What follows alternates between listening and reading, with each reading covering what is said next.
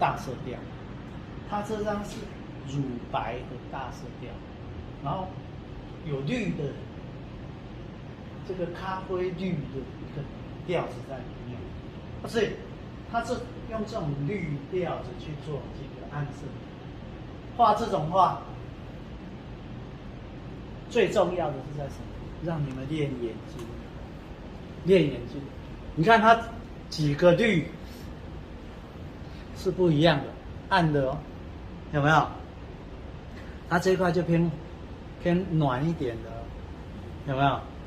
然后呢，再来它凸显到亮的地方。这一个罐子它用这个颜色，它虽然是偏冷，但是它有调到这个颜色在里面，而且他刚刚说的，他留这种东西空隙，一个大色调里面就换个颜色，然后两个颜色是跟它很柔和，能够衔接在一起的颜色点在上面。你看这种颜色就是有背景影响到的颜色，这个暖一点的颜色。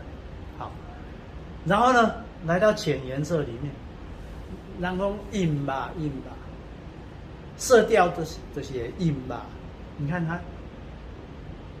它这个就偏冷，有没有？然后呢，这个偏红，来到这边又偏暖一点，偏咖啡一点，但是都在这几个颜色里面，连这块都有点一样。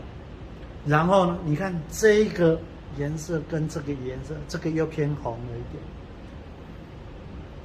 在点的，我说点啊，其实你们就用笔触来说，笔触比我们一般画的笔触再小一点，就叫做点。啊，有的我讲的用点的时候，它飞去，弄给它掉。像那人哩，阿弥陀佛一直扣安尼，其实不是，就是你放松去点，然后有留空隙就好，安尼伊就会无讲啊。好，然后太接近了，就再把它拉一点，拉开一点，好，然后有体积的感觉就好，啊，这样子就会把整张的那个色彩画。它这张就是暖黄绿调子，然后你们看颜色有没有很漂亮？